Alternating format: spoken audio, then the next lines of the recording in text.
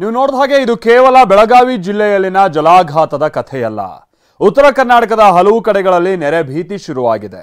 ಬಾಗಲಕೋಟೆ, ರಾಯಚೂರು, ಯಾದಗಿರಿಯಲ್ಲೂ ಜಲಮೂಲಗಳೇ ಉಕ್ಕಿ ಹರಿತಾ ಇದ್ದು ಸೂರುಗಳಿಗೂ ಸಂಕಷ್ಟ ತಂದಿಟ್ಟಿದೆ.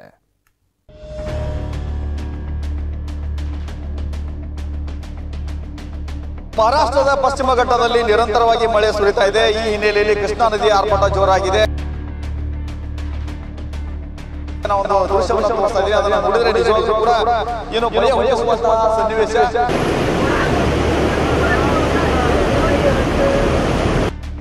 ಘಟಪ್ರಭಾ ಅಬ್ಬರ, ಢವಳೇಶ್ವರ ಗ್ರಾಮ ಜಲಾವೃತ. ಬಾಗಲಕೋಟೆ ಜಿಲ್ಲೆಯಲ್ಲಿ ಘಟಪ್ರಭಾ ನದಿ ಅಬ್ಬರ ಜೋರಾಗಿದೆ. ಮಹಾರಾಷ್ಟ್ರದ ಪಶ್ಚಿಮ ಘಟ್ಟದಲ್ಲಿ ಮಳೆಯಿಂದಾಗಿ ಘಟಪ್ರಭಾ ನದಿಯಲ್ಲಿ ಒಳಹರಿವು ಹೆಚ್ಚಾಗಿದೆ. ಇದರಿಂದ ಢವಳೇಶ್ವರ ಗ್ರಾಮದಲ್ಲಿ ಲಕ್ಷ್ಮೀ ದೇವಸ್ಥಾನ, ದುರ್ಗಾದೇವಿ ದೇವಸ್ಥಾನಕ್ಕೆ ನೀರು ನುಗ್ಗಿದೆ. ಹಂತ ಹಂತವಾಗಿ ನೀರು ಗ್ರಾಮದ ಸುತ್ತ ಆವರಿಸುತ್ತಿದೆ.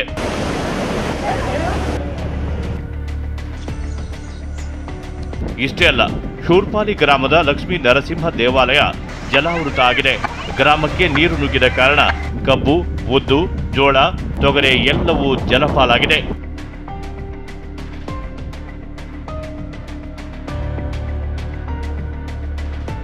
ಉಕ್ಕಿದ ಕೃಷ್ಣಾ, ನಡುಗಡ್ಡೆಯಲ್ಲಿ ಸಿಲುಕಿದ ಕುರಿಗಾಯಿಗಳು. ರಾಯಚೂರು ಜಿಲ್ಲೆಗೆ ಕೃಷ್ಣಾ ನದಿ ಆರ್ಭಟ ಆತಂಕ ತಂದಿಟ್ಟಿದೆ.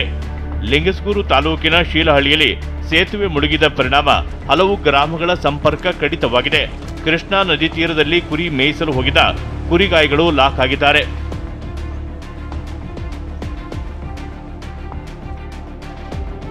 ಲಕ್ಷ್ಮೀ ನರಸಿಂಹ ದೇಗುಲ ಜಲಾವೃತ, ಅರ್ಚಕರ ಪರದಾಟ. ಇದು ರಾಯಚೂರಿನ ಕೊಪ್ಪರದಲ್ಲಿರುವ ಲಕ್ಷ್ಮೀ ನರಸಿಂಹ ದೇಗುಲದ ಬಳಿಯ ದೃಶ್ಯ. ಕೃಷ್ಣಾ ನದಿಯ ಅಬ್ಬರದಿಂದಾಗಿ ದೇಗುಲ ಸಂಪೂರ್ಣವಾಗಿ ಜಲಾವೃತವಾಗಿದೆ. ಪೂಜೆಗೆಂದು ತೆರಳಿದ್ದ ಅರ್ಚಕರು ಅಲ್ಲಿಯೇ ಲಾಕ್ ಆಗಿದ್ದ ದೃಶ್ಯ ಕಂಡುಬಂತು. ಇತ್ತ ಜಿಲ್ಲೆಯ ಎಲೆಬಿಚ್ಚಾಲಿ ಗ್ರಾಮದಲ್ಲಿ ತುಂಗಭದ್ರಾ ನದಿಯಲ್ಲಿ ಒಳಹರಿವು ಹೆಚ್ಚಳವಾಗಿದೆ. ಇದರ ಪರಿಣಾಮ ಎಲೆಬಿಚ್ಚಾಲಿ ಗ್ರಾಮದಲ್ಲಿರುವ ರಾಯರ ಜಪದ ಕಟ್ಟೆ ಜಲಾವೃತ ಆಗಿದೆ.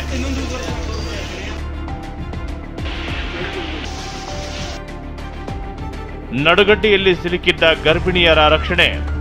ಯಾದಗಿರಿಯ ನೀಲಕಂಠ ರಾಯನಗಡ್ಡೆಯಲ್ಲಿ ಜನಸಾಮಾನ್ಯರ ಬದುಕು ನಡುಗಡ್ಡೆಯಲ್ಲಿ ಸಿಲುಕಿದೆ.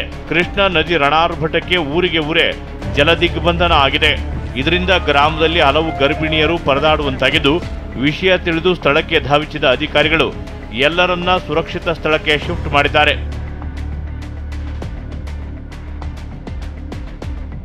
ತುಂಗಭದ್ರಾ ಡ್ಯಾಂನಿಂದ ನೀರು ರಿಲೀಸ್, ಸೇತುವೆ ಮುಳುಗಡೆ. ಇಲ್ಲಿ ನೋಡಿ, ತುಂಗಭದ್ರಾ ಜಲಾಶಯದಿಂದ ನೀರು ಬಿಟ್ಟ ಪರಿಣಾಮ ಏನೆಲ್ಲ ಅವಾಂತರ ಆಗಿದೆ ಅಂತ. ಬಳ್ಳಾರಿ ಜಿಲ್ಲೆಯ ಕಂಪ್ಲಿ ಸೇತುವೆ ಕಂಪ್ಲೀಟ್ ಜಲಾವೃತವಾಗಿದೆ. ಜಮೀನುಗಳಿಗೂ ನೀರು ನುಗ್ಗಿದ್ದು ಊರುಗಳಿಗೆ ಆತಂಕ ಶುರುವಾಗಿದೆ.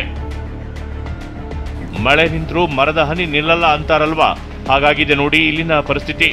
ಉತ್ತರ ಕರ್ನಾಟಕದಲ್ಲಿ ಮಳೆ ಕಡಿಮೆ ಇದ್ರೂ ಮಹಾರಾಷ್ಟ್ರದಲ್ಲಿನ ಮಳೆ ಹೊಡೆತಕ್ಕೆ ಪ್ರವಾಹದ ಭೀತಿ ಕ್ಷಣ ಕ್ಷಣಕ್ಕೂ ಜೋರಾಗ್ತಿದೆ. Bureau report, TV9.